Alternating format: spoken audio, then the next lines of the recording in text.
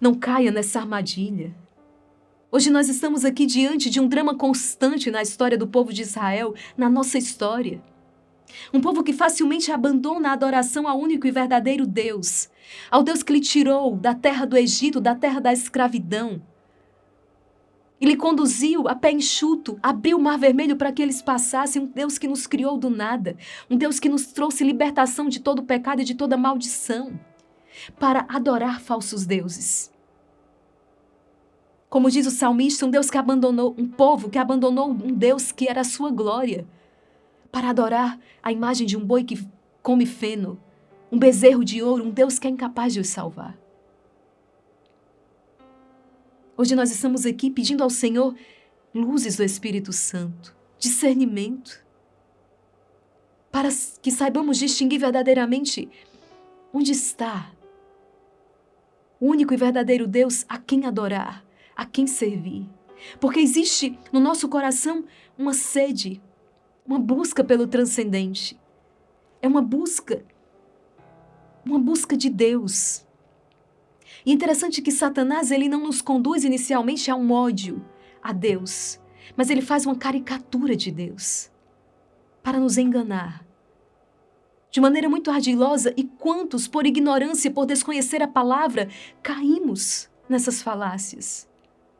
Adoramos deuses falsos, deuses incapazes de nos salvar. Hoje está em alta uma certa espiritualidade, é tudo muito espiritualizado. Não é a espiritualidade que salva.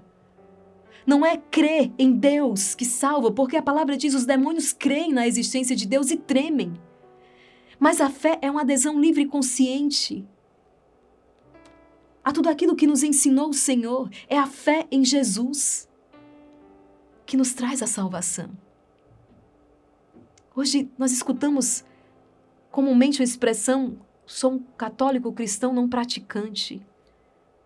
Em miúdos, eu não sei exatamente do que se trata. Talvez existam pessoas ignorantes que desconhecem a sua fé. Talvez pessoas que vão construindo um Deus para si, porque existe no coração o desejo de adorar. E aí, quando eu não adoro o verdadeiro Deus, eu vou adorar qualquer coisa. Eu vou adorar qualquer pessoa. É o pecado da idolatria. É a fé em Jesus. É a adesão à sua palavra. Lembrando que primeiro veio a igreja. Tu és Pedro, sobre esta pedra edifico a minha igreja. Aquilo que ligares na terra será ligado no céu. Aquilo que desligares na terra será desligado no céu. O Senhor que confere a autoridade, primeiro veio a igreja. Depois a igreja nos deu a palavra. Depois a igreja nos deu a Sagrada Escritura. A igreja apontou e disse: é palavra de Deus. É credível, é confiável. Sim, é palavra de Deus. Primeiro a igreja nos deu a Bíblia, a Sagrada Escritura. Por isso nós não separamos a fé em Jesus, cabeça desse corpo místico que é a igreja, sua igreja, fundada por Ele. Tu és Pedro, e sobre esta pedra eu edifico a minha igreja. É a igreja que nos dá a palavra. Quantos hoje confundem esta fé cristã católica com uma crença em Deus, misturada ali com alguns sentimentos religiosos, mas que não condizem nada com a palavra, com os mandamentos de Deus, com aquilo que nos orienta e nos pede o Senhor. Hoje nós nos encontramos com um povo que está perdido. Porque, meus irmãos, são exatamente os mandamentos que são as balizas. Deus é tão bom, tão bom, tão bom, tão bom, que Ele nos revelou tudo. Ele nos disse exatamente o que nós precisávamos fazer, como fazer, não por ser um tirano, distante, mas por ser um Deus presente que se apresenta a nós como um Pai, Abá. E nos revela um caminho em Jesus. Nos diz exatamente o que nós precisamos fazer para que nutramos essa liberdade de filhos de Deus. Está aqui. Um homem tomado pela ambição do poder, que vende a sua alma a Satanás. De que vale ao homem ganhar o mundo inteiro e vier perder a vida eterna? De que vale ganhar? De que vale os bens materiais? De que vale dura tão pouco. Tira o sossego, rouba a paz, gera morte, porque o pecado gera morte em nós. Que hoje essa palavra possa lançar luzes sobre você, sobre mim. Que essa palavra, o poder que é na palavra de Deus, possa nos reorientar. Dizer, eis o verdadeiro e único Deus, a quem eu adoro, a quem eu sirvo, a quem eu obedeço. Umas regras que o mundo hoje insiste em dizer são antiquadas, estão ultrapassadas. E tantas vezes pregando um falso ecumenismo. Hoje o próprio Missal nos traz um comentário a respeito do que é o verdadeiro ecumenismo, do que é essa verdadeira comunhão. Tanto mais chegaremos a uma comunhão, a unidade, quanto mais fiéis nós formos ao Evangelho. A palavra de Deus. É preciso que as vozes do mundo sejam caladas. Que as vozes de Satanás, e dizemos, cala-te em nome de Jesus. Cala-te em nome de Jesus, inclusive o grito da nossa carne, tantas vezes, revoltada e rebelde, cala-te em nome de Jesus. Porque é a palavra que nos ilumina. Guarda a palavra e a palavra te guardará. Aqueles que guardarem a fé serão guardados por ela. A fé em Jesus, uma adesão livre e consciente a tudo aquilo que nos ensina o Senhor. Por mais que o mundo diga, está ultrapassado. Ninguém mais faz isso. Nós não seguimos multidões, mas nós seguimos o Senhor. Interessante que hoje nós vemos ali uma multidão em busca do Senhor. Uma multidão que vem para ouvir os ensinamentos, uma multidão que vem e que é alimentada pelo Senhor porque Ele tem compaixão daquele povo. Mas é verdade também que quando o Senhor começa a ensinar, sobretudo o discurso do pão da vida, nós encontramos ali no Evangelho que um a um os discípulos foram se retirando, porque diziam, essa palavra é dura. É como que estivéssemos a dizer, com câncer, com uma doença terrível, e disséssemos, não, este remédio é doloroso demais. Preferimos a morte. Estamos diante do remédio único capaz de nos curar, do remédio único capaz de curar o nosso coração enfermo. Porque as palavras do Senhor são espírito e vida. Mas aqueles homens dizem, essa palavra é dura demais. E vão embora. E o Senhor olha para aqueles outros e dizem, vocês também não vão embora. E então Pedro diz, a quem nós iremos? Senhor, só Tu tem palavras de vida. Que hoje, pelo poder e pela força desta palavra, os nossos corações se deixem convencer pelo Espírito Santo de Deus. Não basta crer em Deus, os demônios também creem. Mas é preciso obedecer a sua palavra. Que hoje, pela força dessa palavra, todo espírito de revolta, todo espírito de rebeldia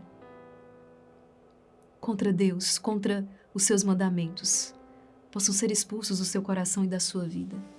Conheça a história da igreja, conheça a palavra de Deus, conheça o magistério, conheça, estude. Porque senão pode acontecer com você aquilo que está acontecendo com o povo nessa primeira leitura. Um povo enganado por Satanás. E um povo que pagará muito caro. Pelo seu erro e pelo seu pecado. Quem mandou essa conta não foi o Senhor. Mas é o próprio Satanás que pede contas. Nós clamamos o poder do sangue de Jesus sobre nós. Pedimos perdão pelos nossos pecados. E pedimos a graça ao Senhor de lhe sermos fiéis. Por graça, por misericórdia de Deus. A graça de perseverarmos até o fim. Essa leitura do primeiro livro dos Reis. Primeiro livro dos Reis, capítulo 12. Versículos do 26 ao 32, capítulo 13. Do 33 ao 34. Vamos rezar. Se inscreve, ativa o sininho, você que ainda não se inscreveu. E claro, deixa o seu like, para que o YouTube possa oferecer esse vídeo também a tantas outras pessoas. Pelo sinal da Santa Cruz, livrai-nos Deus, nosso Senhor, dos nossos inimigos. Em nome do Pai, do Filho e do Espírito Santo. Amém. Vinde, Espírito Santo, vinde por meio da poderosa intercessão do Imaculado Coração de Maria, vossa amadíssima esposa. Naqueles dias, Jeroboão refletiu consigo mesmo. Como estão as coisas, o reino vai voltar à casa de Davi. Se este povo continuar a subir ao templo do Senhor em Jerusalém, para oferecer sacrifícios, seu coração se voltará para o seu soberano Roboão, rei de Judá. Eles me matarão e se voltarão para Roboão, rei de Judá. Depois de ter refletido bem, o rei fez 2 bezerros de ouro e disse ao povo: Não subais mais a Jerusalém. Eis aqui, Israel, os deuses que te tiraram da terra do Egito. Colocou um bezerro em Betel e outro em Dan.